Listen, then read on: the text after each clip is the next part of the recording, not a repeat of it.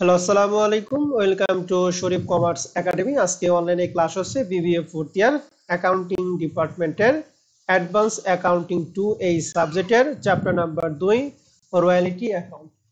Royalty অ্যাকাউন্টে আজকে আমাদের ফার্স্ট লেকচার।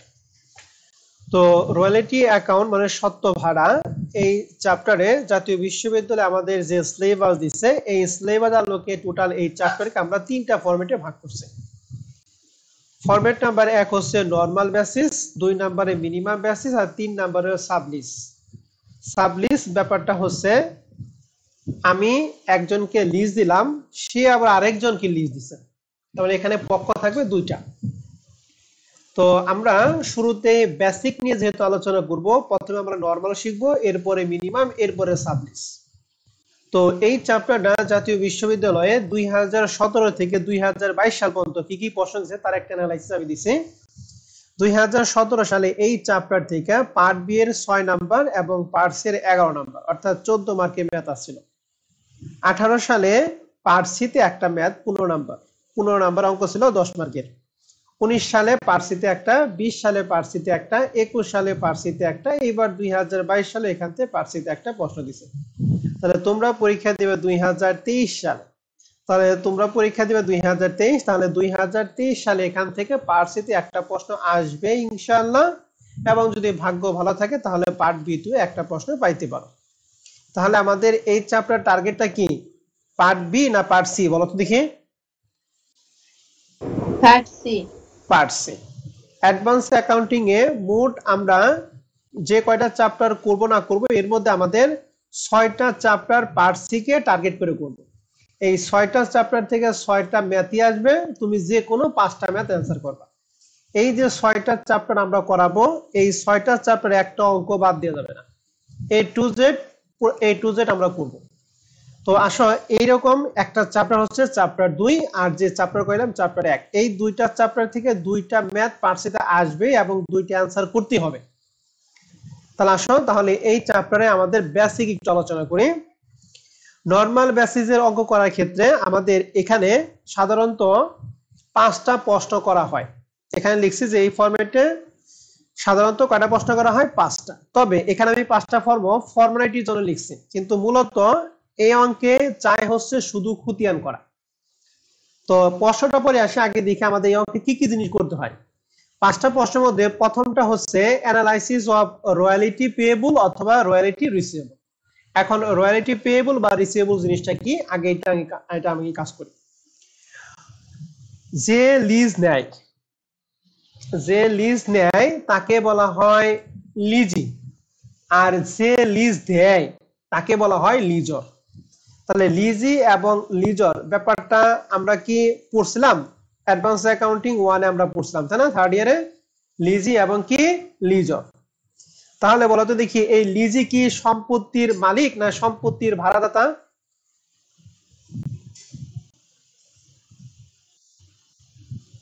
লিজি কি, যে লিজ দেয় না যে লিজ নেয়? যে লিজ দেয়। না, যে লিজ নেয় সে হচ্ছে লিজি, আর যে লিজ দেয় সে হচ্ছে লিজর। ওকে, তার মানে লিজর হচ্ছে সম্পত্তির মালিক, ঠিক আছে? আর লিজি কি সম্পত্তির ভাড়ার বিনিময়ে যে ব্যবহার করে তাকে বলা হয় কি লিজি। কথা কি মনে থাকবে? জি স্যার। এবার আসেন, এই লিজের বইতে যদি কাজ করি তাহলে আমরা করবো হচ্ছে রয়্যালিটি পেয়েবল, আর এই লিজর বইতে যদি কাজ করি তাহলে হবে রয়্যালিটি রিসিভেবল। তাহলে কখন পেয়েবল করবো আর কখন রিসিভেবল করবো আপনারা সবাই ক্লিয়ার? তাহলে লিজের বইতে কাজ করলে আমরা কি করব, রয়্যালিটি পেয়েবল করব, আর যদি লিজরের বইতে কাজ করি তাহলে কি করব, রয়্যালিটি রিসিভেবল। এখন প্রশ্নে লিজি না লিজর এই সম্পর্কে কোনো কথা বলা নাই, তাহলে আমরা সবসময় ধরে নিব যে আমরা লিজির বইতে কাজ করব। যদি স্পষ্টভাবে যদি কোনো ডিরেকশন না থাকে তাহলে আমরা কার বইতে কাজ করব, লিজর না লিজি বলো তো দেখি? লিজি। লিজি। তার মানে কি রয়্যালিটি পেয়েবল করব নাকি রয়্যালিটি রিসিভেবল করব? পেয়েবল করব। আর মজার ব্যাপার হচ্ছে এই যে রয়্যালিটি রিসিভেবল বা পেয়েবল, এটা কখনোই প্রশ্নে উল্লেখ থাকবে না, এটা করতে বলবে না, কিন্তু আমাকে বাধ্যতামূলক ভাবে এই জিনিসটা করতে হবে। যেমন নামাজ পড়ার শুরুতেই আমরা আকামত দেওয়ার পরে হাত তোলার পরে আমরা প্রথমে কি পড়ি? সানা পড়ি। এই সানাটা পড়তে হয়। তারপরে আলহামদুলিল্লাহ সূরার সাথে অন্য একটা সূরা মানতে হয়। ঠিক এই অঙ্ক করার ক্ষেত্রে আমাদের কাজ হচ্ছে সর্বপ্রথম এই রয়্যালটি পেয়েবল অথবা রয়্যালটি রিসিভেবল করতে হবে। অঙ্কে চাক অথবা না চাক, কখনোই প্রশ্ন চাবে না, কিন্তু এর মধ্যে করতে হবে। এইটা ওয়ান কাইন্ড অফ একটা ওয়ার্কিং। আর এইটুকুর মধ্যেই হচ্ছে আমাদের পুরো অঙ্কটা লুকিয়ে থাকবে। এরপরে 2 নাম্বার স্টেপ হচ্ছে আমরা শিখবো হচ্ছে জার্নাল করা। এই জার্নালটা আমাদের এই চ্যাপ্টার অঙ্ক করার ক্ষেত্রে কোনো কাজে লাগে না, তবে যদি জার্নাল চাই তাহলে সেটা আমরা জার্নালটা করে দিব। এন্ড বলতে পারেন যে ভাই পরবর্তী 3টা তো আমাদের খুতিয়ান, তো জাবেদা না পড়ে আমরা খুতিয়ান কিভাবে পারবো? এই চ্যাপ্টারে মজার ব্যাপারটা হচ্ছে এইটাই যে জাবেদা ছাড়াও এই চ্যাপ্টারে খুতিয়ান করা যায়। সো টেকনিক আছে, যে টেকনিকটা আমি সেটা লিখে দিছি। তো যাই হোক, এই চ্যাপ্টারের ক্ষেত্রে আমাদের তাহলে প্রধান জিনিসটা কোনটা বলো দেখি? এই 5টা জিনিসের মধ্যে এই 5টা আইটেমের মধ্যে সবচেয়ে ইম্পর্টেন্ট জিনিস হচ্ছে রয়্যালটি পেয়েবল অথবা রিসিভেবল। এরপরে জার্নালটা আমাদের এই অঙ্ক করার ক্ষেত্রে কোনো ইফেক্ট নাই, এটা চাইলেও আমরা খুতিয়ান করতে পারবো, না চাইলেও খুতিয়ান করতে পারবো। তবে এই চ্যাপ্টারে 99% অঙ্কে কখনোই জাবেদা চাই নাই। ঠিক আছে, তবে যেহেতু আজকে আমরা বেসিক ক্লাস করব, এই জন্য আজকে আমরা জাবেদা সহই করব। এরপরে কাজ হচ্ছে তাহলে এই 5টা জিনিস করলাম। এখন এই 5টা জিনিস আমরা একটু বিস্তারিত আলোচনা করছি। লেখা আছে স্টেপ 1, মনে রাখতে হবে এই অধ্যায় অঙ্ক শুরু করার আগে প্রথমেই অঙ্কে অ্যানালাইসিস অফ রয়্যালটি পেয়েবল করতে হবে। এটা বলা থাক কিংবা না বলা থাক, প্রথমেই নিম্নরূপ ভাবে অ্যানালাইসিস অফ রয়্যালটি পেয়েবল আমরা তৈরি করব। এখন সবসময় যে রয়্যালটি পেয়েবল তা কিন্তু না, লিজের বইতে রয়্যালটি পেয়েবল, আর যদি লিজার হয় তাহলে কি করব? রয়্যালটি রিসিভেবল করব। আর রয়্যালটি পেয়েবল আর রিসিভেবল সবটা সেম, শুধু কাজটা ভিন্ন। আসি তাহলে এইটা করার জন্য আমাদের 2টা লাইন উপরে লিখতে হবে। প্রথম হলো কোম্পানি নাম লিখবো, এরপরে আমরা অ্যানালাইসিস অফ রয়্যালটি পেয়েবল করব নাকি রয়্যালটি রিসিভেবল করব সেই নামটা আমরা লিখবো। এরপর এই রয়্যালটি রিসিভেবল বা পেয়েবল আমরা টোটাল 10টা ঘরের মাধ্যমে সমাধান করি। ঘরগুলি কি কি? প্রথম হচ্ছে ইয়ার, এরপর হচ্ছে আউটপুট। আউটপুট এখানে টন থাকতে পারে বা কিলোমিটার থাকতে পারে বা আওয়ার থাকতে পারে, যাই থাকুক এখানে দিব। এরপরে রেট, এখানে ঘন্টা প্রতি বা টন প্রতি রেট উল্লেখ থাকবে। আর আউটপুট এবং রেট দুইটা গুণ করে আমাদের হবে অ্যাকচুয়াল রয়্যালিটি। কথাটা আমি আবার বলতেছি, ইয়ার প্রশ্নে দেয়া থাকবে, আউটপুটও দেয়া থাকবে, রেটও প্রশ্নে দেয়া থাকবে। এই আউটপুট এবং রেট দুইটা গুণ করে হবে অ্যাকচুয়াল রয়্যালিটি। মিনিমাম রেন্টটা প্রশ্নে উল্লেখ থাকবে, এটা আমাদের বের করার কোনো প্রয়োজন নাই, মিনিমামটা সবসময় প্রশ্নে উল্লেখ থাকবে। এরপর এটা হচ্ছে শর্ট ওয়ার্কিং। এই শর্ট ওয়ার্কিংটা হচ্ছে আমাদের এই চ্যাপ্টারে সবচেয়ে ইম্পর্টেন্ট ফ্যাক্টর। যদি এই শর্ট ওয়ার্কিং এর কেস যদি আমরা ধরতে পারি তাহলে আমাদের এই চ্যাপ্টারটা কারো কোনো সমস্যা হবে না। ম্যাক্সিমাম পোলাপান ধরা রাখা এই শর্ট ওয়ার্কিং হেতু। অতএব শর্ট ওয়ার্কিং আমরা খুব ভালো করে খেয়াল করবো এবং এখানে আমরা সময় বেশি দিব। তো এই শর্ট ওয়ার্কিং ঘর করতে আমার 4টা ঘরে। প্রথম হচ্ছে ক্রেট, এরপরে রিকুপ, এরপরে ল্যাপস এবং ব্যালেন্স। এবং শর্ট ওয়ার্কিং মানে কি? ঘাটতি। যখন ঘাটতি সৃষ্টি হয় তখন সেই টাকাটা আমরা দেব ক্রেটের ঘরে, আর যখন ঘাটতি আমরা পরিশোধ করি তখন সেটা দেব আমরা রিকুপের ঘরে। এবং ঘাটতি পরিশোধ করার ক্ষেত্রে যে সময় দেয় ওই নির্দিষ্ট সময়ের মধ্যে যদি আমরা ঘাটতি পরিশোধ না করতে পারি তাহলে যত টাকা পরিশোধ করবো সেটা আমাদের জন্য কি লাভ নাকি ক্ষতি বলো দেখি?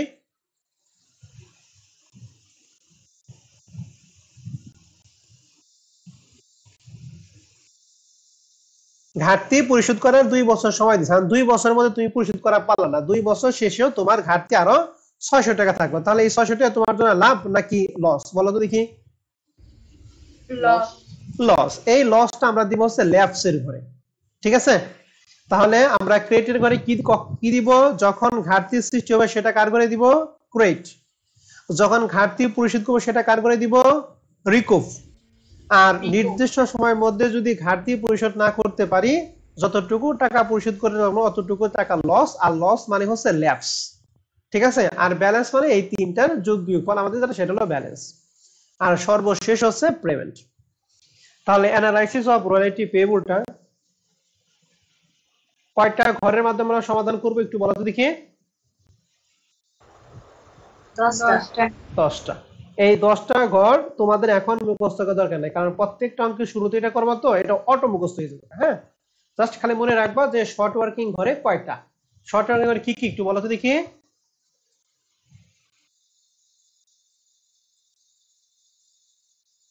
ক্রিয়েটেড, রিকর্ড, ল্যাস্ট, ব্যালেন্স আর সর্বশেষ পেমেন্ট। ওকে, এখন এই চারটা আমরা বলবো। শর্ট ওয়ার্কিং আন্ডার হচ্ছে চারটা। ক্রেট, ক্রেটের ঘরে টাকা আমরা কখন দিব?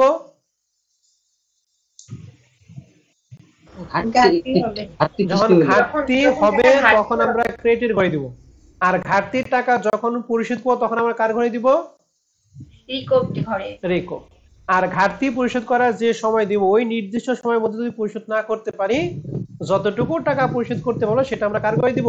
ল্যাপসের ঘরে। ওকে, আশা করি এটা আমরা বুঝতে পারছি। এই সম্পর্কে আলোচনা আমরা যখন অঙ্ক করবো তখন আরো আলোচনা করব। আপাতত এটা আমরা শুনলাম। এরপরে এই শর্ট ওয়ার্কিং করার ক্ষেত্রে আমাদের একটা ঝামেলা সৃষ্টি করতে পারে, সেটা হলো কি স্ট্রাইক। স্ট্রাইক মানে ধর্মঘট। যদি স্ট্রাইক থাকে, লেখা আছে যদি প্রশ্নে স্ট্রাইক থাকে তাহলে যে যে যদি থাকে তাহলে যেগুলো অবশ্যই মনে রাখতে হবে তা নিম্নে দেওয়া হলো। স্ট্রাইকের ক্ষেত্রে আমি দুইটা রুলসে ভাগ করে দিচ্ছি। এই 1 নাম্বার রুলের আন্ডারে হচ্ছে 3টা, আর 2 নাম্বার রুলের আন্ডারে হচ্ছে 1টা।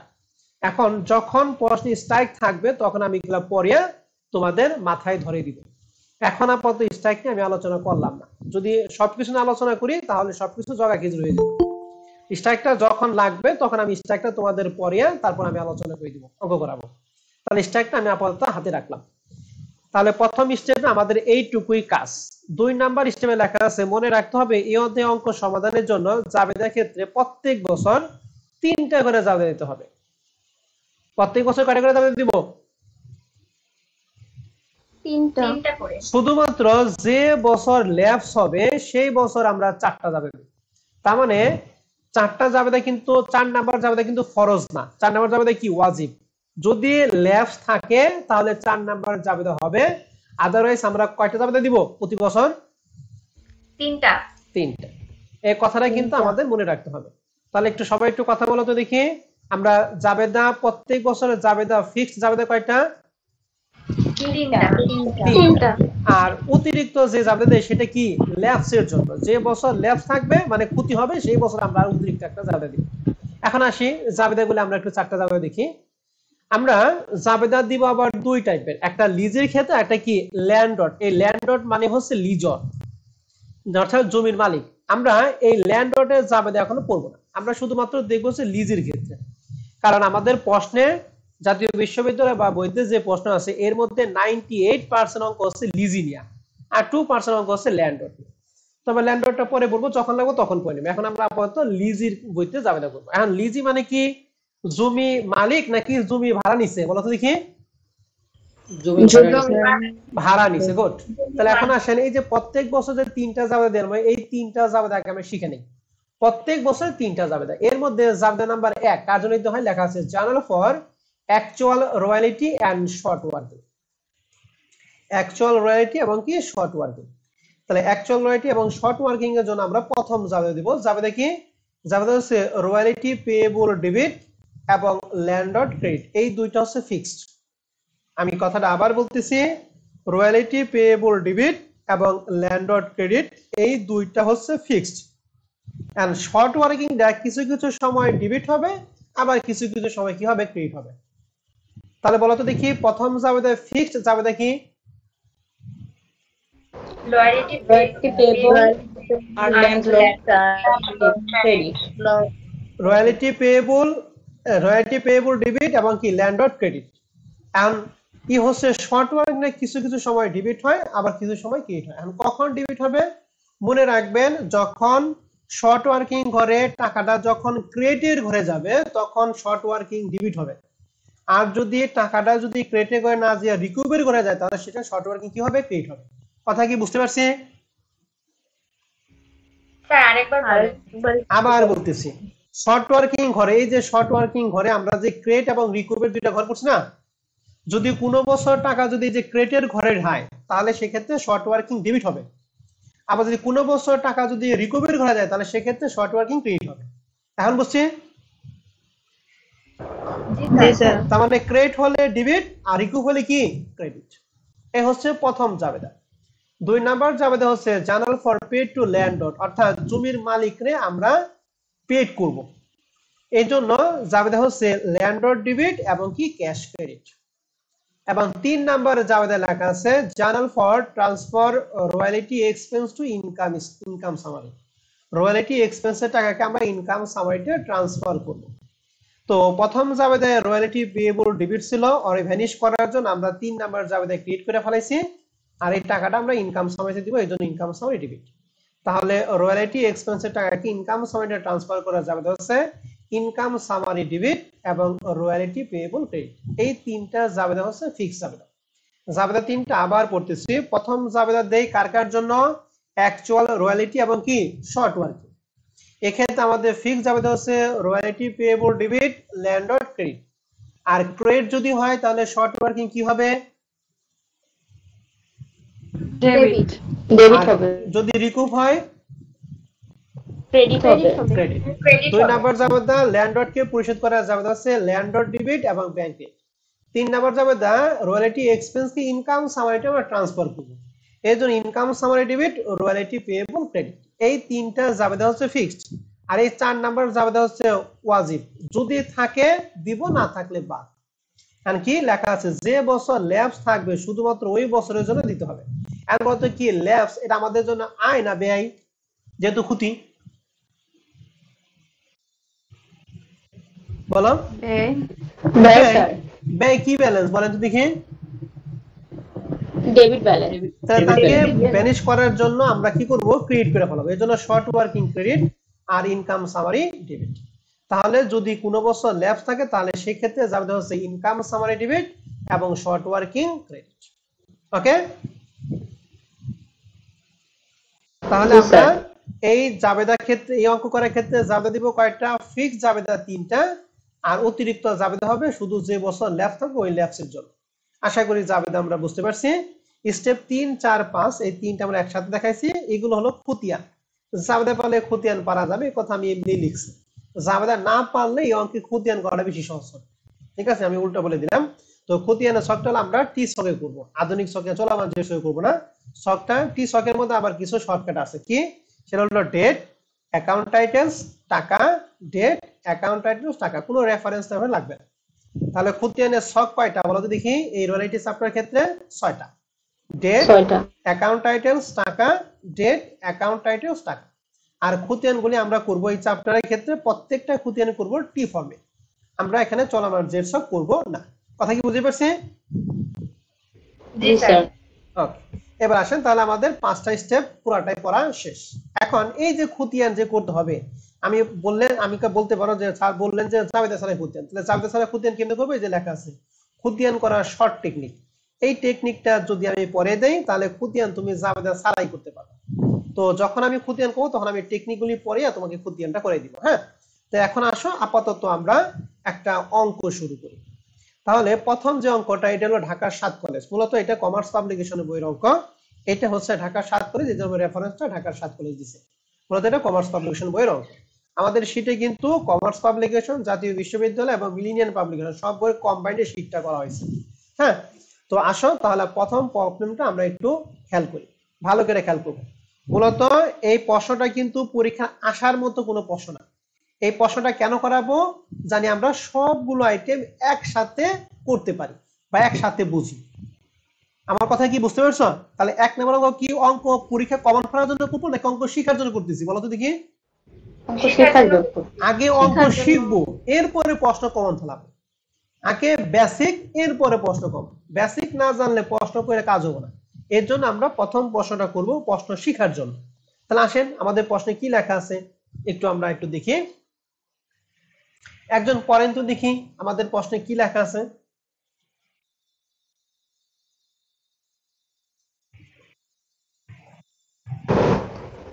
Bengal Coal Limited got the lease of a colliery. colliery মানে হচ্ছে কয়লার খনি, ঠিক আছে? বলেন, on the basis of টাকা 0.50 per ton of coal raise subject to minimum rent of টাকা হচ্ছে 20,000 টাকা PA। PA কথাটা মানে হচ্ছে পার annum। অর্থাৎ প্রশ্নে বলছে যে একটা কয়লার খনি থেকে প্রতি টনে কস্ট কত টাকা হবে 0.50 পার টন, অর্থাৎ টন প্রতি রেট দিয়ে আছে 0.5 টন। এবং এই কয়লার খনির জন্য তোমাকে মিনিমাম প্রত্যেক বছরই তোমাকে ভাড়া দিতে হবে 20,000 টাকা। এটা হলো আমরা বলবো মিনিমাম রেন্ট। এবার বলছে the tenant has the right to recoup, এই যে এই লাইনটুকু ভালো করে পড়তে হবে, right to recoup short working during first 4 year of the lease and not afterward. কথাটা মানে হচ্ছে যদি ঘাটতি সৃষ্টি হয় তাহলে তোমাকে রাইট মানে অধিকার দিছে যে প্রথম 4 বছরের মধ্যে ওই ঘাটতিটা পূরণ করতে হবে। কথাটা আমি আবার বলতেছি, যদি ঘাটতি হয়, কোনো বছর যদি ঘাটতি হয় তাহলে ওই ঘাটতিটা পূরণ করার সুযোগ কয় বছর দিচ্ছে তোমাকে? 4 বছর স্যার। ডিউরিং ফার্স্ট 4 year, প্রথম 4 বছর। তার মানে কথা হলো আমাদের অঙ্কটা 2010 থেকে কত পর্যন্ত? 14 পর্যন্ত, ঠিক না? তাহলে প্রথম 4 বছর পর্যন্ত কোন সালে শেষ হয়ে যাবে এই ঘাটতি পূরণ করার সুযোগটা? 13 সালে। 13 সালে। তাহলে মনে রাখবেন আমাদের এই অঙ্কে সর্বশেষ ঘাটতি পূরণ করার সুযোগ দিছে 2013 সাল। 2013 সালের পরেও যদি কোনো ঘাটতি থাকে তাহলে সেই ঘাটতি পূরণ করার কোনো সুযোগ আছে? আর যদি সুযোগ না থাকে তাহলে সেটা আমরা কার করে দিব? ল্যাপসের করে। কথা কি বুঝতে পারছি? জি স্যার। ওকে, তাহলে এই প্রত্যেকটা অঙ্কে এই যে শর্ত যেটা মানে শর্ট ওয়ার্কিং রিকুপ করে তোমাকে যে রাইটটা দিছে, এই রাইটটা যদি আমি ধরতে পারি তাহলে মনে করো এই অঙ্ক আমাদের জন্য সহজ হয়ে যাবে। তাহলে এই অঙ্কের জন্য আমি উপরে 3টা তথ্য পাইছি। প্রথম তথ্য হচ্ছে এই অঙ্কের রেট কত দিয়ে আছে? রেট কত? 0.50 এটা রেট মানে টন প্রতি রেট। এরপরে মিনিমাম রেট আমাকে কত দিতে হবে? 20,000 টাকা। এবং এই রিকুপ শর্ট ওয়ার্কিং পূরণ করার সুযোগ দিছে প্রথম 4 বছর। অঙ্কটা যেহেতু 10, 11, 12, 13, 14, এই জন্য প্রথম 4 বছর হয় 2013। তার মানে শর্ট ওয়ার্কিং পরিশোধ করার সর্বশেষ বছর হচ্ছে 2013।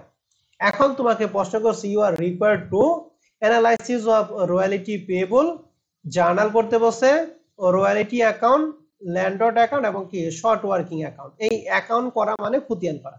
নিচের 3টাই খতিয়ান। প্রথমটা হচ্ছে আমাদের ওয়ার্কিংটা, 2 নম্বরে যাবে না, এরপর 3টা হলো খতিয়ান। তাহলে এখন আসেন আমরা রয়্যালিটি পেয়েবলটা করব। রয়্যালিটি পেয়েবলটা আমরা কয়টা সই করি? 10টা। ঠিক আছে, তাহলে সবগুলো আমরা একটু দেখি। In the books of Bangla limited analysis of royalty payable, year, output, rate, actual royalty, minimum, short working করে 4টা, ক্রেডিট, রিকুপ, ল্যাপস, ব্যালেন্স এবং কি পেমেন্ট। প্রত্যেকটা ঘর আমি ইন্ডিভিজুয়াল বোঝাবো। যদি কারো কোনো সমস্যা হয় শুধুমাত্র এই ছকটা যদি বুঝেন তাহলে এই অঙ্কের 99% অঙ্ক আপনি পেরে গেলেন। অতএব এই ছকে যার যেটা সমস্যা হবে আমাকে একবার না 10,000 প্রশ্ন করবে, কিন্তু আজকে এই ছকটা বুঝে যেতে হবে। তাহলে এখন আসেন ইয়ার 2010 থেকে 14 পর্যন্ত আছে, তাহলে 2010 থেকে আমরা 14 পর্যন্ত প্রত্যেকটা বছর লিখছি। এবং আউটপুট এখানে যা ছিল যে টন, সে যে টন আছে প্রত্যেকটা টন আমরা সেই বছর উঠাইছি। এবং আউটপুটের পরে হচ্ছে রেট, যে রেটটা আমাদের প্রশ্নের শুরুতে ছিল 0.50 পার টন। তাহলে আমাদের রেট দিয়েছে 0.50 প্রত্যেক বছর। এখন অ্যাকচুয়াল রয়্যালিটি কি? আমরা বলছিলাম আউটপুটকে এই রেট দ্বারা কি করব? গুণ করব না যোগ করব? গুণ করব। তাহলে 18,000 ইনটু 0.5 মানে 9,000, 25,000 ইনটু 0.5 মানে 12,500, এরপরে 24,000, এরপরে 29,500, এরপরে 52,500। তাহলে অ্যাকচুয়াল রয়্যালিটি গড় পর্যন্ত আমরা কি সবাই ক্লিয়ার? জি স্যার। এরপরে ঘরটা হচ্ছে মিনিমাম রেন্ট। মিনিমাম রেন্টের মানটা আমাদের প্রশ্নে দেয়া ছিল কত টাকা? 20,000 টাকা। তাহলে মিনিমাম রেন্টটা আমরা প্রত্যেক বছর কি হবে? সমান হবে। তবে একটা কথা মনে রাখবেন, যদি প্রশ্নে কোনো বছর স্ট্রাইক থাকে ওই স্ট্রাইকের ক্ষেত্রে মিনিমাম রেন্টটা কমে যাবে, ঠিক আছে? কিন্তু আমাদের এই প্রশ্নের যে ডিরেকশন, এই ডিরেকশনে কোনো স্ট্রাইক নাই, মানে কোনো ধর্মঘট নাই, ঠিক আছে? তো মিনিমাম রেন্টটা প্রত্যেক বছর কি সমান 20,000 20,000 20,000। কথা ক্লিয়ার এই পর্যন্ত? মিনিমাম রেন্ট পর্যন্ত? জি স্যার। এরপর আমি কিন্তু এই প্রত্যেকটা ঘর কিন্তু একজনের নাম উল্লেখ করে আমি ধরবো, আমাকে কিন্তু পড়তে হবে। আবার পরে বলো না যে স্যার আমি কিন্তু বুঝি নাই। এবার আসেন শর্ট ওয়ার্কিং ঘরে হচ্ছে 4টা। প্রথম ক্রেডিট, রিকুপ, ল্যাপস এবং ব্যালেন্স। 4টা ঘর আমি আবার বলি, যদি শর্ট ওয়ার্কিং সৃষ্টি হয় তাহলে সেটা ক্রেডিট করে, শর্ট ওয়ার্কিং যদি আমরা পূরণ করি তাহলে সেটা রিকুপ, আর নির্দিষ্ট সময়ের মধ্যে যদি শর্ট ওয়ার্কিং পূরণ করতে ব্যর্থ হয় তাহলে সেটা কার করে দিব? ব্যর্থ হলে কার করে? ল্যাপসের করে। আর এই তিনটার যোগ বিয়োগফল হচ্ছে আমাদের ব্যালেন্স। আর পেমেন্টের ব্যাপারটা সবার পরে বলবো। এবার আসেন আমরা তাহলে শুরু করি। প্রথম বছর 2010, মিনিমাম রেন্ট 20,000 টাকা, অ্যাকচুয়াল রয়্যালটি 9,000। অর্থাৎ কথাটা মানে হচ্ছে তোমাকে কয়লা খনির জন্য 2010-এ ভাড়া দিতে হবে কয়লা খনির মালিকরে 20,000 টাকা, কিন্তু তুমি অ্যাকচুয়ালি কয়লা খনিতে কত টাকা কয়লা উঠাইছো? 9,000 টাকা। তাহলে কি তোমার কি এখানে কি ঘাটতি আছে না ঘাটতি নাই বলো তো দেখি? আছে। দিতে হবে 20,000, আমি উঠাইছি 9,000, তাহলে ঘাটতি কত?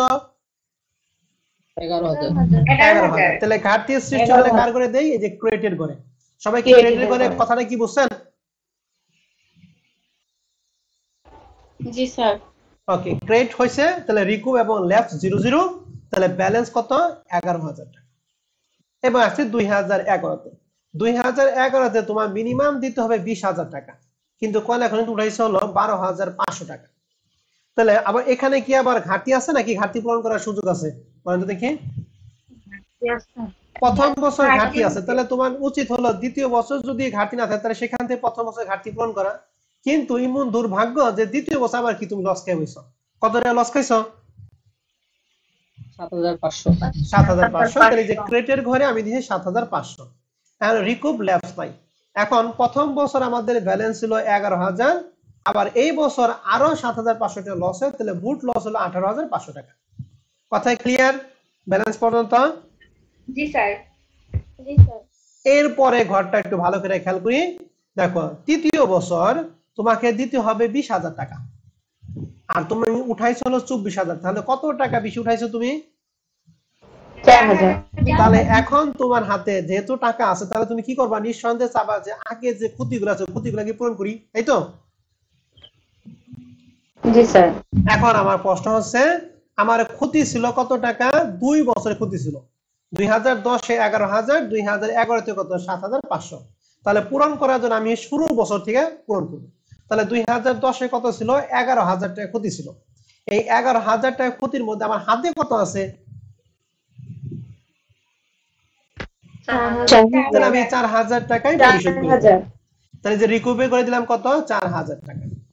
তাহলে মোট 18,500 টাকার মধ্যে আমি 4,000 টাকা ঘাটতি পূরণ করা পারছি। এখন পর্যন্ত ক্ষতি দিলে আমার কত টাকা আছে? 14,500। এই যে ব্যালেন্স হয়ে গেছে 14,500 টাকা। কথায় ক্লিয়ার? জি স্যার। আমি আবার কথাটা বলতেছি, ভালো করে খেলো। মিনিমাম দিতে হবে 20,000,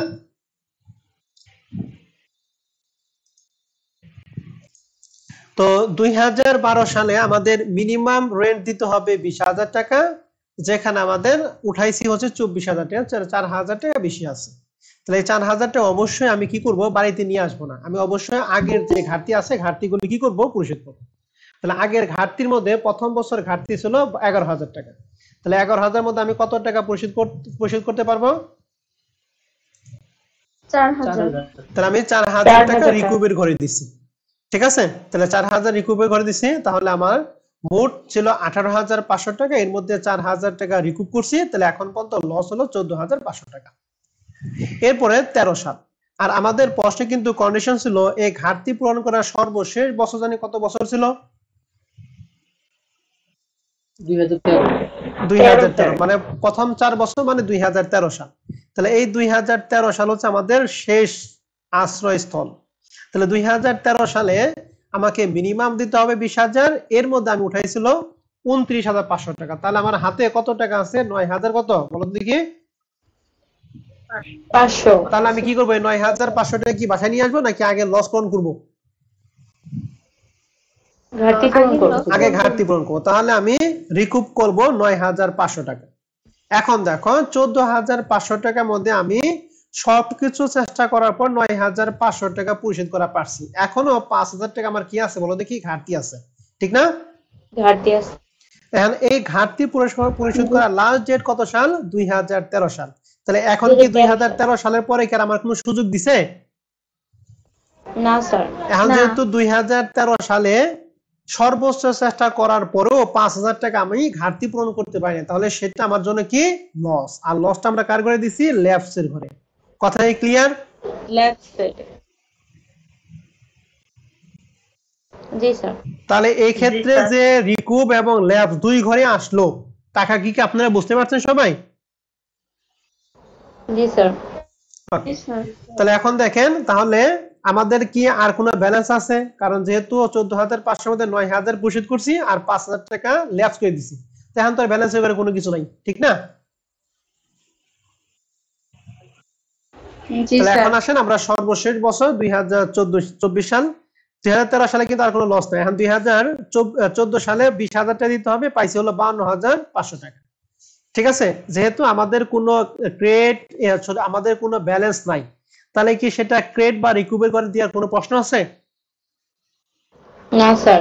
এখন তুমি বলতে পারো যে স্যার আমি তাহলে রিকুপ দিয়ে দেই, কারণ তো তুমি কি রিকুপ করো? তোমার তো একটা লসই নাই। লস থাকলে কিনা তুমি রিকুপ করতে? লস কি আছে 2013 সাল পর্যন্ত?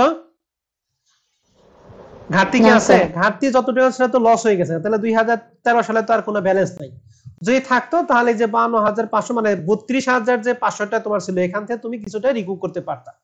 এখন যেহেতু আমার কোনো লস নাই, এর জন্য আমি ক্রেডিট, রিকুপ, ল্যাপস, ব্যালেন্স কোনো করে লিখবো। তাহলে এই যে আমি যে শর্ট ওয়ার্কিং ব্যালেন্স পর্যন্ত করাইলাম, এই ব্যালেন্স পর্যন্ত যদি আপনাদের যদি কারো কোনো সমস্যা থাকে, আপনারা আমার সাথে কথা বলতে পারেন। পেমেন্ট আমি সবার পরে বুঝাই। ক্রেডিট, রিকুপ এবং ব্যালেন্স, ক্রেডিট, রিকুপ, ল্যাপস এবং ব্যালেন্স, এই 3-4টা ঘরের মধ্যে কারো কোনো সমস্যা থাকলে বলেন, আমি আবার বলবো, সমস্যা নাই।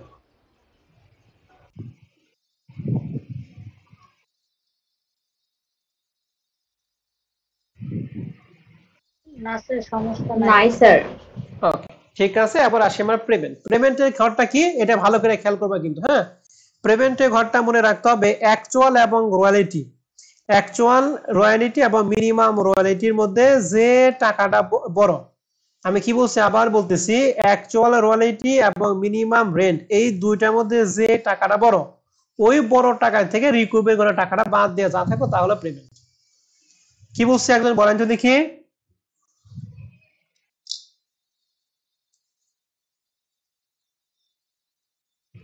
বলতে পারবে না? আবার বলবো? প্রবলেম তো শুনতে পাইনি। স্যার আচ্ছা, অ্যাকচুয়াল রয়্যালিটি আর মিনিমাম রয়্যালিটির মধ্যে যে টাকাটা বড় সেটা বাদ দিয়ে যেটা থাকবে ওটা হচ্ছে না ম্যাডাম, পেমেন্টের ঘরে দিব। ওইটা না। অ্যাকচুয়াল রয়্যালিটি এবং মিনিমাম তাহলে রেন্টের একটু মধ্যে আরেকবার যে বলতেন। টাকাটা বড়, ওই বড় টাকা থেকে রিকুপের টাকা বাদ দিব, বাদ দিয়ে যা সেটা হলো পেমেন্ট। আচ্ছা। মনে থাকবে? জি স্যার। আমি আবার বলতেছি, অ্যাকচুয়াল রয়্যালিটি এবং মিনিমাম রেন্টের মধ্যে যে টাকাটা বড়, বড় টাকা থেকে আমার রিকুপের টাকা বাদ দিব। তাহলে এখন আসেন 2010 সালে বলো তো দেখি, মিনিমাম এবং অ্যাকচুয়ালের মধ্যে বড় কোনটা? 9,000 না 20,000?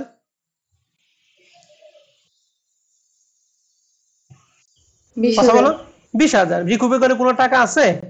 না, এতে তো বাদ দেওয়ার কোনো অপশন নাই, এই জন্য পেমেন্ট 20,000 টাকা। ক্লিয়ার? জি স্যার। এবার 12,500 20,000 মধ্যে বড় হচ্ছে 20,000, রিকুপের কোনো টাকা নাই, এই জন্য টাকাটা 20,000 টাকা। ক্লিয়ার? জি স্যার। এবার 12 সালের মধ্যে 20,000 এবং 24,000 মধ্যে বড় হচ্ছে 24,000, 24,000 থেকে রিকুপের করে টাকা আছে 4,000, বাদ দিয়ে কত থাকে? 20,000 টাকা। ক্লিয়ার? জি স্যার। এবার 29,500 এবং 20,000 মধ্যে বড় হলো 29,500, এর মধ্যে রিকুপ আছে 9,500, তাহলে 29,500 থেকে 9,500 টাকা বাদ দিলে আমাদের পেমেন্ট হলো 20,000 টাকা। ক্লিয়ার? জি স্যার। 52,500 20,000 মধ্যে বড় হচ্ছে 52,500, রিকুপের কোনো টাকা নাই, এর জন্য পেমেন্ট 52,500 টাকা। সিম্পল। তাহলে অ্যানালাইসিস অফ রয়্যালিটি পেয়েবলটা আমরা কি মোটামুটি ধারণা একটা পাইছি? জি স্যার। জি স্যার।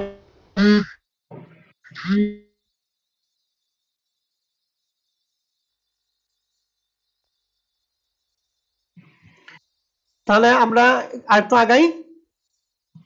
তাহলে আমরা ধরে নিলাম যে আপনারা অ্যানালাইসিস অফ রয়্যালিটি পেয়েবলটা কি সবাই ভালো করে বুঝতে পারছেন, হ্যাঁ। তাহলে এই অঙ্কটা কিন্তু আপনারা হাতে কলমে সুন্দর করে বাসায় বসে বসে করবেন। তাহলে এখন আমাদের প্রথম রিকোয়ারমেন্ট 1 নাম্বারটা ক্লিয়ার। আর 2 নাম্বার রিকোয়ারমেন্ট কি করতে বলছিল? জাবেদা। বলেন তো দেখি, জাবেদা আমরা প্রত্যেক বছরে কয়টা করে জাবেদা দেই? 3টা। শুধুমাত্র যে বছর ল্যাপস হবে, ল্যাপসের বছরে কয়টা জাবেদা দিব? চারটা। চারটা। তাহলে আমাকে বলেন যদি কি 2010, 11, 12 এবং 14 সাল এই 4 বছরে কয়টা জাবেদা দিব আমরা? তিনটা। তিনটা। কিন্তু 2013 সালে কয়টা জাবেদা দিব? চারটা। চারটা জাবেদা দিব। গুড। এবার আসেন আমরা তাহলে জাবেদাগুলো একটু শিখি। তাহলে প্রথম জাবেদা 2010 সালে প্রথম জাবেদাটা দিব। প্রথম জাবেদা কার কার জন্য দেওয়া লাগে? অ্যাকচুয়াল রয়্যালিটি এবং কার জন্য? Short working. Short working. তাহলে আমরা বলছিলাম যে এখানে জাবেদা হচ্ছে দুইটা ফিক্সড, রয়্যালিটি পেয়েবল ডেবিট এবং ল্যান্ডলর্ড ক্রেডিট দুইটা জাবেদা ফিক্সড। শর্ট ওয়ার্কিং ডেবিট হয় কখন?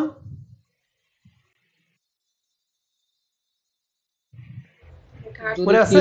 টাকা থাকে। হ্যাঁ, ক্রেডিট যদি হয় তাহলে শর্ট ওয়ার্কিং ডেবিট, রিকভারে শর্ট ওয়ার্কিং কি? ক্রেডিট।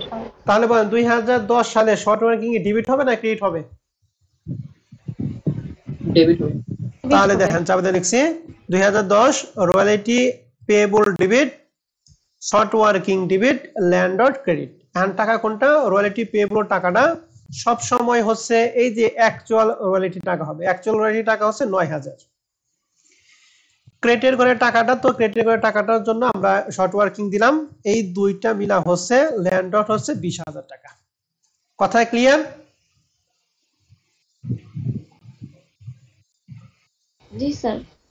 তা মনে রাখবেন ল্যান্ডলর্ডের টাকাটা সবসময় যে পেমেন্টে করে যে টাকা আসবে এটা হচ্ছে ল্যান্ডলর্ডের টাকা। এবার আসেন প্রথম জাবেদা আমাদের ক্লিয়ার। 2 নাম্বার জাবেদা দিয়ে আমরা এই ল্যান্ডলর্ডকে পরিশোধ করার জন্য, তাহলে জাবেদা কি? Bank credit. তাহলে ল্যান্ডলর্ড এখানে ছিল 20000 টাকা, এখানে 20000 20000। 2 নাম্বার জাবেদা ক্লিয়ার? জি স্যার। 3 নাম্বার জাবেদা দিয়ে হচ্ছে এই যে রয়্যালিটি পেয়েবল টাকাকে ভ্যানিশ করার জন্য জাবেদা। ভ্যানিশ মানে আমাদের রয়্যালিটি এক্সপেন্সকে ইনকাম এক্সপেন্স ট্রান্সফার মানে হলো ভ্যানিশ করা। তাহলে রয়্যালিটি পেয়েবল এখানে ডেবিট ছিল আর ক্রেডিট করব। তাহলে ইনকাম সামারি ডেবিট আর রয়্যালিটি পেয়েবল ক্রেডিট 9000 9000। 2010 সালে তিনটা জাবেদা কি আমরা ক্লিয়ার কিনা? জি স্যার। তাহলে বলেন তো কার কোন সমস্যা আছে তিনটা জাবেদায়?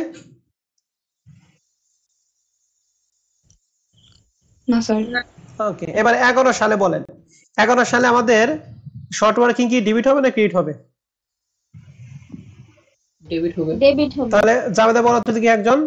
রয়্যালিটি পেয়েবল ডেবিট কত টাকা, শর্ট ওয়ার্কিং কত, ল্যান্ডলর্ড ক্রেডিট কত? রয়্যালিটি পেয়েবলের টাকা হবে 12500। হ্যাঁ, 12500 হবে 7500 আর ল্যান্ডলর্ড ডেবিট, আর ল্যান্ডলর্ড হবে 20000। এই যে পেমেন্টের টাকাটা 20000। গুড, ধন্যবাদ। তাহলে royalty payable 12500, short working debit 7500, দুইটা মিলা হচ্ছে ল্যান্ডলর্ড ক্রেডিট 20000 টাকা। 2 নাম্বার জাবেদা ল্যান্ডলর্ড কে পরিশোধ করব, তো ল্যান্ডলর্ড আর bank 20000 20000।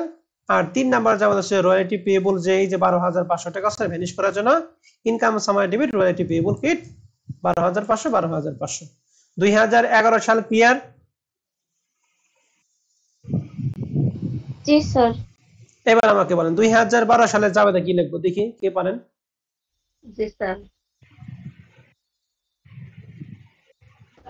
Royalty payable debit, short working credit, তারপর landlord credit.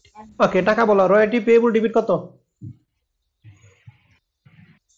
24000। 24000। Short working credit কত? 4000। আর ল্যান্ডলর্ড? আর ল্যান্ডলর্ড 20000।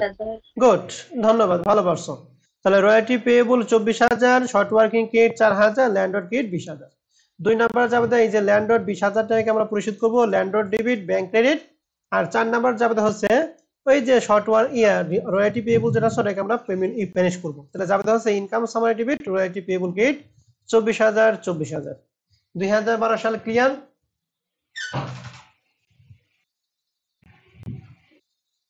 হ্যালো, 2012 সালে তিনটা জাবেদা কি ক্লিয়ার? জি স্যার। ওকে, এবার আমাকে বলেন 2013 সালের জাবেদা কেউ একজন বলেন তো, টাকা সহ বলবেন, দেখে কে পারেন? Royalty payable debit 29500, short working credit 9500, landlord credit 20000। ওকে, 2 নাম্বার জাবেদা বলেন। Landlord debit, landlord debit bank credit 20000। কত? 20000। আর ওকে, 3 3 নাম্বার নাম্বারটা জাবেদা হচ্ছে income 20000 sir. Income summary debit আর হচ্ছে রয়্যালটি পেবল ক্রেডিট 29,500। দেখছেন আর কোন ধ্যান দরকার আছে? এমনি শেষ। এন্ড এই অঙ্কের জন্য আর অতিরিক্ত জাবেদা কি হবে না হবে না এই সালের জন্য? হবে স্যার। হবে। জাবেদা কি বলেন তো দেখি? ইনকাম সামারি ডেবিট আর ইনকাম কি? সামারি ডেবিট আর হচ্ছে শর্ট ওয়ার্কিং ক্রেডিট। কত টাকা? 5,000 5,000 টাকা। স্যার। দেখছেন আমি কিন্তু দেখাই নাই, আপনারা কিন্তু সাথে সাথে এই যে পাইরে গেলেন। হ্যাঁ, কই ইনকাম সামারি ডেবিট 2013 সালে, যে income summary debit short working credit 5,000 5,000। 13 সাল কি বোঝা গেছে? জি স্যার। ওকে, এবার 14 সাল, 14 সালের জাবেদা একটু বলেন।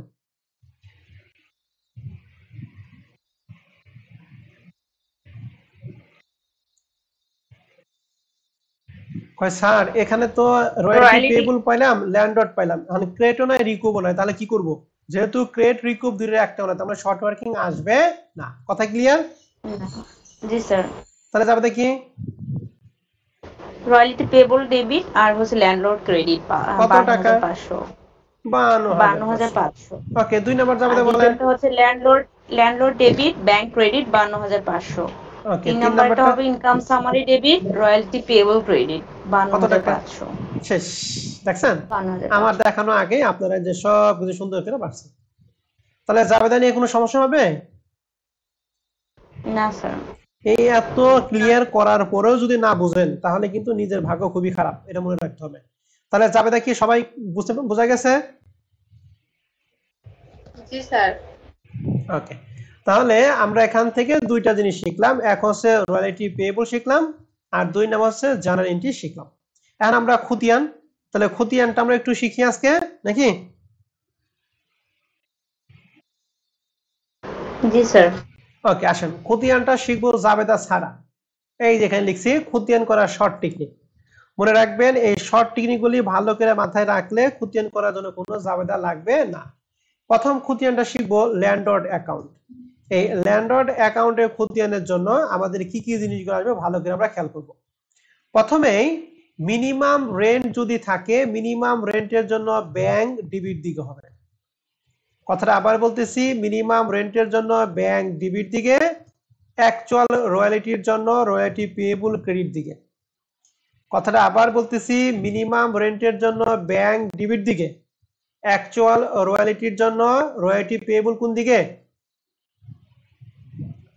ক্রেডিট দিকে। ক্রেডিট দিকে। এরপর হচ্ছে শর্ট ওয়ার্কিং। শর্ট ওয়ার্কিং যদি ক্রেডিট থাকে তাহলে ক্রেডিট, শর্ট ওয়ার্কিং রিকুপ থাকলে ডেবিট। শেষ। মনে থাকবে ল্যান্ডলর্ড অ্যাকাউন্টের খতিয়ান করাটা। একটু বলেন তো দেখি, একজন আমার কথাটা একটু রিপিট করেন তো দেখি।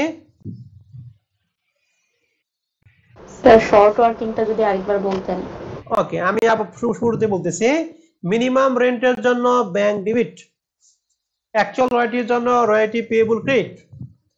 ক্রেডিট যদি শর্ট ওয়ার্কিং যদি ক্রেডিট থাকে তাহলে ক্রেডিট, ক্রেডিট মানে ক্রেডিট, আর রিকুপ মানে ডেবিট। শেষ। বলতে পারবেন কেউ একজন এখন?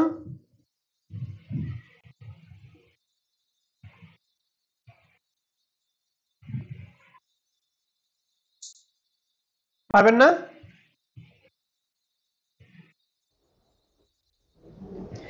স্যার মিনিমাম রেটের জন্য ব্যাংক ডেবিট আর এক্সেল টাকার জন্য royalty payable credit. Short working এর ক্ষেত্রে রিকুপ থাকলে ডেবিট হবে আর ক্রেডিট থাকলে ক্রেডিট হবে। ক্রেডিট থাকলে সব সুন্দর করে লিখে দিছি, এইটা দেখে দেখে না বলা পারেন তাহলে তো আপনি ফোর্থ ইয়ার পড়ার কোনো যোগ্যতাই নেই। ঠিক আছে, যোগ্যতা হারিয়ে ফেলবেন। এখন আসেন একটুখানি একটা কথা আছে মনে রাখতে হবে, যখন মিনিমাম রেন্ট থেকে অ্যাকচুয়াল রয়্যালটি বড় হবে, মনে রাখেন এই কথাটা কিন্তু খুব ইম্পর্টেন্ট। এটার জন্য অনেকে খতিয়ানটা, এই ল্যান্ডলর্ডের খতিয়ানটা ভুল হয়ে যাবে, আর ভুল হলে কিন্তু 2 নাম্বার নাই। মিনিমাম রেন্ট থেকে যখন অ্যাকচুয়াল রয়্যালটি টাকা বড় হবে তখন ব্যাংক এবং রয়্যালটি পেয়েবলের টাকা উভয় টাকা কি হবে? একই হবে। কোন টাকা দিব? পেমেন্টের টাকা দিব, তখন শর্ট ওয়ার্কিং আসবে না। কথাটা কি? মিনিমাম রেন্টের থেকে অ্যাকচুয়াল রয়্যালটি টাকাটা যখন কি হবে? বড় হবে, তখন এই যে ব্যাংকের টাকা এবং এই রয়্যালটি পেবল দুটো টাকা কি সেম? কিন্তু নরমালি কি দুটো টাকা সেম হয়? ব্যাংকের টাকা কার জন্য আসে বলো তো কি? মিনিমাম রেটের জন্য। আর রয়্যালটি পেবল টাকা কারটা আসে? অ্যাকচুয়াল টাকা। actual এখন টাকা। কখন 2 টাকা সেভ হবে? যখন মিনিমাম রেন্ট থেকে অ্যাকচুয়াল রেন্টটা কি হবে? বড় হবে। তখন 2 টাকা বড় কি হবে। সেম। এবং কোন টাকাটা দিব? পেমেন্টের টাকা দিব। তখন শর্ট ওয়ার্কিং কি আসবে নাকি আসবে না? আসবে না স্যার। আসবে না। তাহলে এখন আসেন আমরা ল্যান্ডলর্ডের খতিয়ানটা একটু দেখি। বলেন এই যে প্রথম বছর 2010 সালে ল্যান্ডলর্ড বলেন অ্যাকচুয়াল রয়্যালটি কত টাকা? 9,000 টাকা। আর মিনিমাম? 20,000 টাকা। তাহলে 20,000 টাকা। মিনিমাম 20,000 টাকা কোন দিকে আসবে?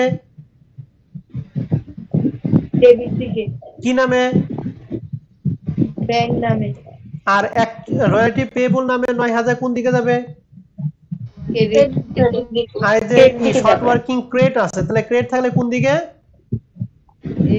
ক্রেডিট দিকে, ক্রেডিট দিকে। তাহলে এখন দেখেন আমরা তাই করছি।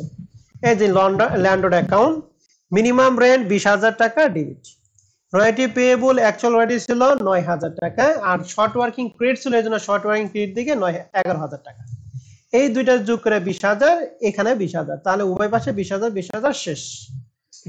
2010 সালে খতিয়ান ক্লিয়ার? জি স্যার, ওকে, তাহলে এবার বলেন 11 সাল। 11 সালে এই 20,000 টাকা কোন দিকে আসবে?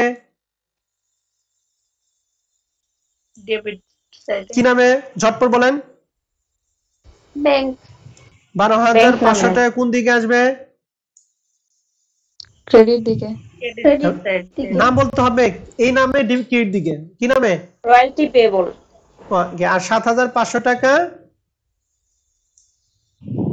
শর্ট ওয়ার্কিং কোন দিকে? ক্রেডিট দিকে। তাহলে দেখেন আমরা তাই Credit লিখছি। মিনিমাম রেন্ট 20,000 টাকা, অ্যাকচুয়াল টাকা ছিল 12,500, শর্ট ওয়ার্কিং ক্রেডিট দিকে ছিল 7,000। এই দুইটা যোগ করে 20,000, এখানে 20,000, দুইটা দুই পাশে যোগফল সমান। হ্যাঁ, 7,500 টাকা। ঠিক আছে, 7,500 টাকা। ওকে, তাহলে 20,000 20,000। 2011 সালে ক্লিয়ার? জি স্যার। এইবার দেখেন 2013 সালে ঘটনা দেখেন। 2013 সালে মিনিমাম রেন্ট এবং অ্যাকচুয়াল, আমরা বলছিলাম যখন মিনিমাম রেন্ট থেকে অ্যাকচুয়াল রেন্টটা কি হবে বলো দেখি? বড় হবে। তখন দুইটা টাকা কি টাকা হবে? সেম টাকা। কোন টাকা? পেমেন্টের টাকা, তাহলে 2012 সালে পেমেন্টের কত টাকা বলো দেখি? 20,000, 20,000। তাহলে দেখেন এই যেখানে ব্যাংক নামেও 20,000 টাকা দিছি, এখানে রয়্যালটি পেয়েবল নামে কত? 20,000। এই পাশে 20,000, এই পাশে 20,000। 12 সাল ক্লিয়ার? জি স্যার। ওকে, এবার 13 সাল দেন। 13 সালে 20,000 29,500, তাহলে অ্যাকচুয়ালটা বলো না? এক্ষেত্রে কি করবো আমরা? পেমেন্টের টাকা। পেমেন্টের টাকা, উভয় পাশে কি সেম টাকা, নাম কি? ব্যাংক, আর ওই পাশে কি? Royalty payable. 2014 সালেতে কি ঘটনা ঘটবে? 2014 সালে পেমেন্টের টাকা যাবে 52,500। দুই পাশে একই টাকা নাকি? তাহলে আর কি ওই যে 13 আর 14 কি দেখাইতে হবে? না স্যার। Okay, তাহলে ল্যান্ডলর্ডের খতিয়ানটা আজীবনের জন্য আমি আর করাবো না, এটা মনে রাখেন। ঠিক আছে, ল্যান্ডলর্ডের খতিয়ান কিন্তু আজকে ভাগ্য থেকে শেষ। এবার আসেন আমরা চলে যাব রয়্যালটি অ্যাকাউন্ট। এই রয়্যালটি অ্যাকাউন্টের খতিয়ান করাটা সবচেয়ে সহজ। এক্ষেত্রে আমাদের মনে রাখতে হবে অ্যাকচুয়াল টাকার জন্য ডেবিট দিকে ল্যান্ডলর্ড, আর ইনকাম সামারি ক্রেডিট দিকে। মানে রয়্যালটি অ্যাকাউন্টের উভয় পাশে টাকা যাবে অ্যাকচুয়াল টাকাটা, ডেবিট দিকে ল্যান্ডলর্ড নামে, ক্রেডিট দিকে ইনকাম সামারি নামে। কথা কি বোঝা গেছে? জি স্যার। এটা সহজ বেশি। তাহলে রয়্যালটি অ্যাকাউন্টে কার টাকা আসবে বলো দেখি? অ্যাকচুয়ালের টাকাটা ডেবিট দিয়ে কি নামে? আর ক্রেডিট দিকে ইনকাম সামারি। তাহলে বলেন তো দেখি 2013 সালে অ্যাকচুয়াল টাকা ছিল 9,000 টাকা, এই 9,000 ডেবিট দিয়ে কি নামে আসবে? ল্যান্ডর নামে, আর ক্রেডিট দিকে ইনকাম সামারি। এই যে তাই লেখা আছে, দেখেন এই যে ল্যান্ডলর্ড অ্যাকাউন্ট, ডেবিট দিকে 9,000 টাকা ল্যান্ডলর্ড, ক্রেডিট ইনকাম সামারি 9,000 টাকা। ক্লিয়ার? জি স্যার। এই যে 10 থেকে 11 পর্যন্ত প্রতি বছর ল্যান্ডলর্ড আর ইনকাম সামারি টাকাটা কোন ঘরে টাকাটা আসবে বলো দেখি? মিনিমাম নাকি অ্যাকচুয়াল টাকা? এই যে 9000, 12500, 24000, 29500, 52500। ঠিক আছে, তাহলে দেখেন তো এই রয়্যালিটি অ্যাকাউন্টের খতিয়ানটা কি সবাই ক্লিয়ার কিনা? জি স্যার। আমি কিন্তু তাহলে মনে রাখেন পরবর্তী ক্লাসে কিন্তু এই রয়্যালিটি অ্যাকাউন্টের খতিয়ান আর করাবো না। কথা কি বুঝতে পারছি? পরে যেন বলবেন যে ভাই খতিয়ানটা দেখিয়ে দেন, আমি কিন্তু আর খতিয়ান দেখাবো না। তাহলে রয়্যালিটি অ্যাকাউন্টের খতিয়ানও ভ্যানিশ, ল্যান্ডলর্ডের খতিয়ানও কি ভ্যানিশ। এখন আসেন আমাদের আরো একটা খতিয়ান আছে, খতিয়ানের নাম হচ্ছে short working account. Short working অ্যাকাউন্টের খতিয়ানটা আমরা একটু দেখে আসি। এই যে শর্ট ওয়ার্কিং অ্যাকাউন্টের খতিয়ানটা আমরা একটু ভালো করে সবাই একটু খেয়াল করবো। হ্যাঁ, এটা একটু বড়, একটু ভালো করে সবাই খেয়াল করি। প্রথমে যদি ক্রেডিট থাকে তাহলে ল্যান্ডলর্ড ডিবিট দিকে, যদি রিকুপ থাকে তাহলে ল্যান্ডলর্ড হচ্ছে ক্রেডিট দিকে। আমাদের কিন্তু এটা কিন্তু এই যে ল্যান্ডলর্ড অ্যাকাউন্টের ঠিক উল্টা। শর্ট ওয়ার্কিং যদি ক্রেডিট থাকে তাহলে শর্ট ওয়ার্কিং কোন দিকে? ক্রেডিট দিকে আসতো, আর রিকুপ তাহলে কোন দিকে? ডিবিট দিকে। কিন্তু শর্ট ওয়ার্কিং ক্ষেত্রে এটা কিন্তু উল্টা, ক্রেডিট থাকে ল্যান্ডলর্ড কোন দিকে? ডিবিট, আর রিকুপ থাকে ল্যান্ডলর্ড কোন দিকে? ক্রেডিট দিকে। ক্রেডিট দিকে। তাহলে আবার বলেন, ক্রেডিট থাকলে ডিবিট দিকে, রিকুপ থাকলে কোন দিকে? ক্রেডিট দিকে। এবং যদি ল্যাপস থাকে, ল্যাপসটা অলওয়েজ কোন দিকে আসবে? ক্রেডিট দিকে আসবে। কি নামে? Income summary. তাহলে ঘটনা কি আবার একটু শুনেন, ক্রেডিট থাকলে ল্যান্ডলর্ড ডিবিট, রিকুপ থাকলে ল্যান্ডলর্ড ক্রেডিট। ল্যাপসের জন্য সবসময় ক্রেডিট দিকে ইনকাম সামারি হবে। ঠিক আছে, এবং দুই পাশে পার্থক্য নিয়ে আমাদের ব্যালেন্স সিডি হবে ক্রেডিট দিকে। মনে রাখবেন সবসময় ক্রেডিট দিকে টাকা, ডিবিট দিকে টাকাটা বড় হবে, ক্রেডিট দিকে টাকাটা কম হবে। যেটা কম তার নাম হচ্ছে ব্যালেন্স সিডি। প্রথম বছরে যেটা ব্যালেন্স সিডি, দ্বিতীয় বছরে সেটা কি? Balance BD. কথা ক্লিয়ার? জি স্যার। তাহলে একটু বলেন, শর্ট ওয়ার্কিং অ্যাকাউন্ট করার জন্য ক্রেডিট থাকলে কোন দিকে? ল্যান্ডলর্ড ডেবিট দিকে। আর রিকুপ থাকলে? ক্রেডিট দিকে। ক্রেডিট দিকে। লেফটটা সবসময় কোন দিকে হবে? ক্রেডিট দিকে ইনকাম সামারি হবে, এবং দুই পাশে পার্থক্য কি হবে? Balance CD. এখন দেখেন আমাদের অঙ্কে প্রথম টাকা, প্রথম কোন টাকার জন্য দেই? ক্রেডিট। তাহলে দেখেন তো 2010 এ ক্রেডিট আছে না রিকুপ আছে? ক্রেডিট আছে না? আমাদের ক্রেডিট লাগে, আমাদের লাগে 100 টাকা নাকি? তাহলে 100 টাকা কত টাকা বলো দেখি?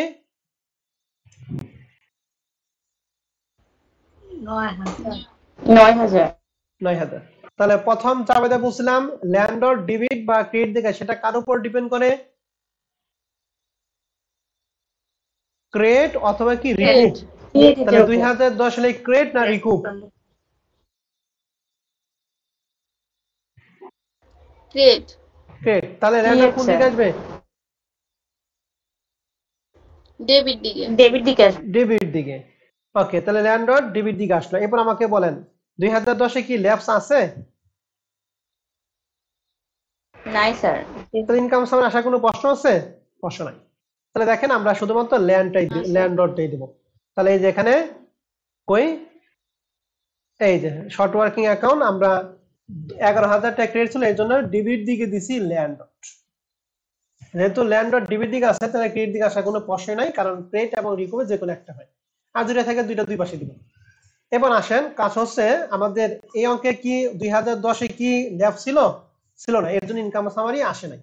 তাহলে এখন ব্যালেন্স সিডি বের করতে হবে। এই পাশে যোগফল 11000 টাকা, এই পাশে হলো 0। তাহলে এই 11000 টা আমি এখানে লিখছি, এখান থেকে উপরে সব টাকা বাদ দিয়ে আমাদের 11000 টাকা, এই টাকার নাম হচ্ছে ব্যালেন্স কি? সিডি। 2010 এর জন্য যেটা সিডি, 2011 এর জন্য সেটা কি? বিডি। এই যে 11000 টাকা বিডি দিছি। তাহলে সিডি বিডি ক্লিয়ার? জি স্যার।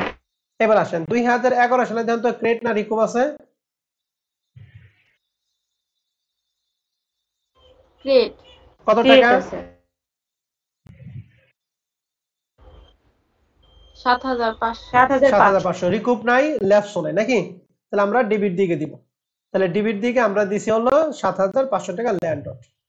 আর রিকুপ তো নাই, এজন্য ক্রেডিট দিকে হবে না, এবং ল্যাপসও নাই, ল্যাপসের জন্য ইনকাম সামারি সেটা হবে না। তাহলে 11000 প্লাস 7500 দুইটা মিলে হচ্ছে 18500। এই নিচে 18500, এখান থেকে উপরে সব টাকা বাদ দেওয়া হয় 18500 টাকা থেকে, এর নাম হচ্ছে ব্যালেন্স সিডি। তাহলে 2011 সালে যারা সিডি, 2012 জন্য সেটা কি? বিডি। ক্লিয়ার? 2012 সাল বিডি। জি স্যার। ওকে, এবার আসেন 2012 সালে আমরা একটু খেয়াল করি। 2012 সালে দেখেন ক্রেট আছে না রিকুপ আছে? রিকু। তাহলে রিকোয়েস্ট আছে ল্যান্ডলর্ড কোন দিকে যাবে? ক্রেডিট দিকে। ক্রেডিট ক্রেডিট দিকে। আর দিকে লেফট যাবে। সাইড ঘরে নাই, তার মানে ইনকাম সামারি নাই। তাহলে 4000টা ক্রেডিট দিকে দিব। তাহলে আমাদের এখানে দেখো এই যে কই ল্যান্ডলর্ড না উভয় পাশে নাকি ক্রেডিট দিকে আসে রয়্যালটি পেয়েবল নামে? রয়্যালটি পেয়েবল নামে, তাই না? রিকুপ তাহলে কি নামে আসে ক্রেডিট দিকে? স্যার কি নামে আসে? রয়্যালটি পেয়েবল জি না, স্যার। ল্যান্ডলর্ড না ল্যান্ডলর্ড স্যার, নামে আসে। ল্যান্ডলর্ড নামে নেই স্যার। ল্যান্ডলর্ড নামে আসে, আমরা তাহলে এটা ভুল লিখছি। হ্যাঁ, এটা আসবে ল্যান্ডলর্ড নামে আসবে। কই রয়্যালটি পেবল আগে 2012 সালে এখানে দেখো, এই যে 2012 সালে এখানে রয়্যালটি পেবল ছিল, ওই টাকাটা আমরা এখানে ওই নামটা এখানে লিখে দিচ্ছি। রয়্যালটি পেবল হবে হচ্ছে ল্যান্ডলর্ড, এখানে হবে ল্যান্ডলর্ড 4000 টাকা। ঠিক আছে, আর লেফট নাই, এই দুই ইনকাম সবাই নাই। তাহলে এই পাশে 18,000 টাকা, এই পাশে মাত্র 4000। তাহলে আমরা কি করব, এই 18,000 টাকা এখানে হিসাব ক্লোজ করব, 18,500 এখানে 18,500 হিসাব ক্লোজ। এখান থেকে যদি 4000 টাকা বাদে, তাহলে ব্যালেন্স সিডি হলো 14,500 টাকা। ক্লিয়ার? জি স্যার। এবার 2012 সালে যেটা সিডি, 2013 জন্য সেটা কি বিডি। কত বিডি বলো দেখি? 14,000 কত? 500। এবার বলেন 2013 সালে কি আমাদের কি ক্রেডিট না রিকুপ হয়েছে? রিকুপ হয়েছে। রিকুপ হয়েছে এবং লেফট আছে, তাই না? তাহলে এই 9,500 টাকা কি নামে আসবে?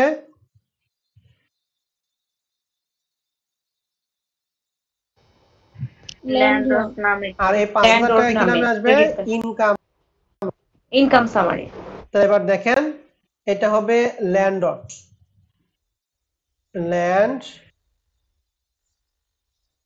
ল্যান্ডলর্ড হচ্ছে 9,500 টাকা, আর ইনকাম সামারি হচ্ছে 5,000 টাকা।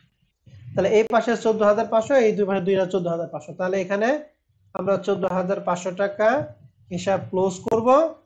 এই 14,500টা আমরা এখানেও নেব। এখান থেকে উপরে দুইটা বাদ দেই, তাহলে আমাদের দুই পাশে যোগফল কি হলো? সমান হয়ে গেল। তার মানে 2013 সালে কি কোনো ব্যালেন্স সিডি আছে?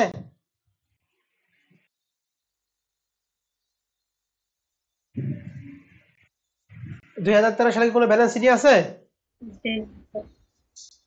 নাই স্যার। নাই। তাহলে 2014 জন্য ব্যালেন্স বিডি কি? 0। আর 2014 সালের জন্য আমাদের দেখেন এখানে ক্রেটও নাই, রিকুবও নাই, লেফটসও নাই। তাহলে 2014 সালে কোনো খতিয়ান করা দরকার আছে? না স্যার। না স্যার। এখন এই খতিয়ানটা আপনি হয়েছে কিনা তা প্রমাণ করবে এই যে ব্যালেন্স করে যে যোগফলটা। দেখেন তো ব্যালেন্স করে কোথায় গিয়ে ভ্যানিশ হয়ে গেছে? কত সালে গিয়ে ভ্যানিশ হয়েছে? 13 সালে গিয়ে ভ্যানিশ হয়েছে না? 13 সালে গিয়ে ভ্যানিশ হয়েছে। জি স্যার। তাহলে দেখেন আমাদের 13 সাল পর্যন্ত খতিয়ান হয়েছে, 14 সাল করার কোনো প্রয়োজন হয় না। তাহলে এই হচ্ছে পুরা 1 নাম্বার অঙ্কের বিস্তারিত আলোচনা। আর 1 নাম্বার অঙ্ক নিয়ে যদি আপনাদের যদি কারো কোনো কথা থাকে, আপনারা আমার সাথে কথা বলতে পারেন।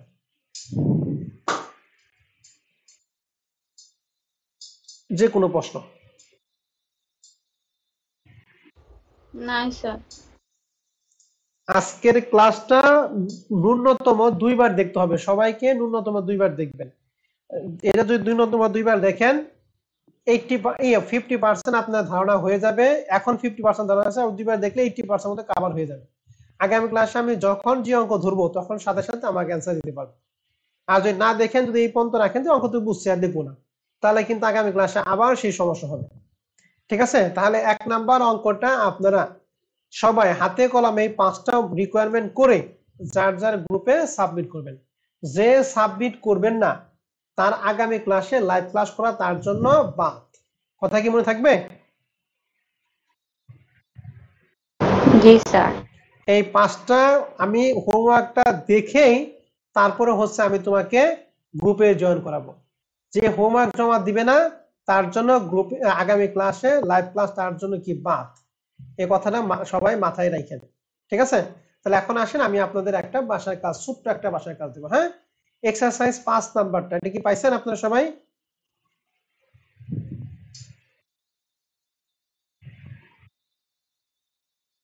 এক্সারসাইজ 5 কি দেখতেছেন সবাই? জি স্যার। দেখেন জি এই স্যার। প্রশ্নটা বলছে Akij limited lease a land from a mister Ishrak on a royalty of টাকা 5 টাকা পার টন। তাহলে আমাদের টন প্রতি এখানে রেট কত দিয়ে আছে? 5 টাকা। 5 টাকা। এন্ড মিনিমাম রেন্টের টাকা এখানে দিয়ে আছে কত? 50,000 টাকা ইয়ার, মানে প্রত্যেক বছর মিনিমাম 50,000 রেন্ট হচ্ছে 50,000 টাকা। আর বলছে পাওয়ার অফ রিকুপ, অর্থাৎ রিকুপের ঘাটতি পূরণ করার সুযোগ দিছে ওয়ার্কিং ডিউরিং দ্য ফার্স্ট কি 4 ইয়ার অফ দ্য কি লিজ, মানে প্রথম কয় বছরের জন্য বলো দেখি? 4 বছর। তাহলে আমাদের অঙ্ক হলো 12, 13, 14, 15, 16। তাহলে সর্বশেষ বছর কত?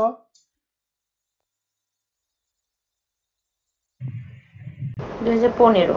2015। তার মানে 2015 পর্যন্ত তোমার ঘাটতি পূরণ করার সুযোগ আছে। 2015 পরে যদি কোনো ঘাটতি থাকে তাহলে পুরো টাকা কার করে দিব আমরা?